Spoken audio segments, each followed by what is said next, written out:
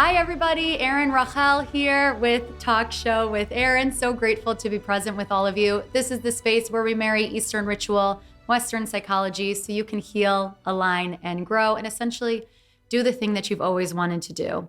Today, we are going to dive into 5 things I will never say as a spiritual psychology teacher who knows the power of the subconscious mind. Now, Jung would say that the subconscious mind communicates with us via our dreams. Freud would say that we have these behaviors that we move throughout our day unconsciously because of the desires, because of the system, the action of the subconscious mind.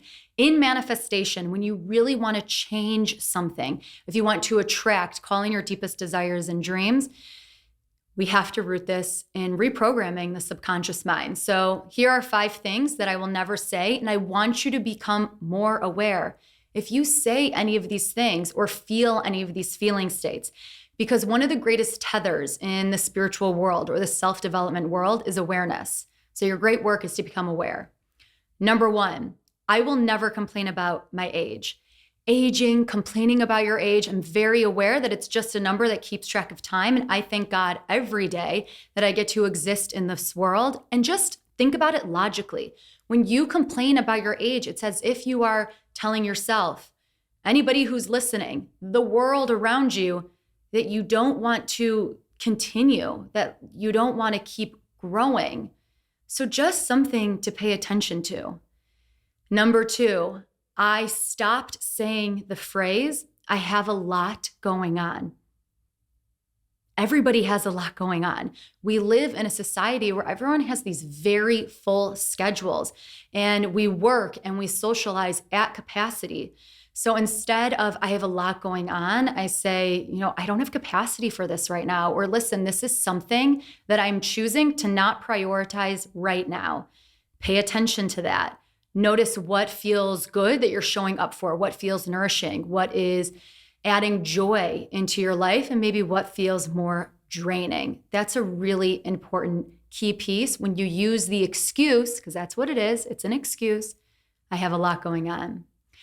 Number 3, and we see this all the time. I will never, and I don't even let loved ones in my life do this either.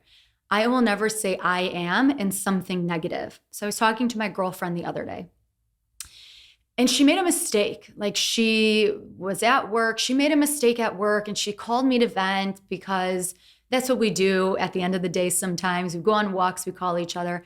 And she says, I can't believe I did that. Like, I'm such a goof. Like, I'm so stupid. I can't believe I did this. And I said, don't talk about my friend like that. So use the mantra, don't talk about my friend like that. And I said that to her, and it really stopped her in her tracks. When you say I am in something negative, your body is always listening. So if you are going to say something after I am, make sure it's loving, it's positive, it's kind. You are embodying whatever you say after the I am. And your system is listening. Your subconscious mind is listening. It is going to support you if you have positive, beautiful beliefs about self, about others, about the world at large. So really watch yourself when you're saying I am, and make sure you finish the sentence with something positive.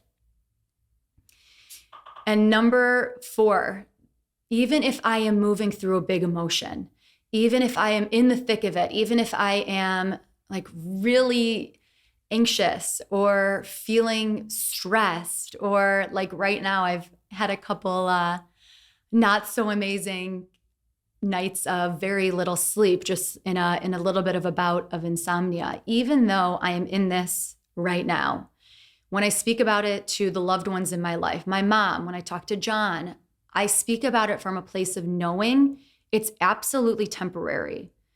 And that's so important when you talk about the obstacles in your life and speaking from truth and authenticity, because it's important to be heard. It's important to share about your human experience and the activated emotion that you're moving through. And also, if you can ground yourself in knowing that this is temporary, that you are going to move through it. And not only are you going to move through it, but like the thing you're moving through, like my insomnia, I've gone through this before. Like I know it ends at some point. Like I know I'm going to move through it.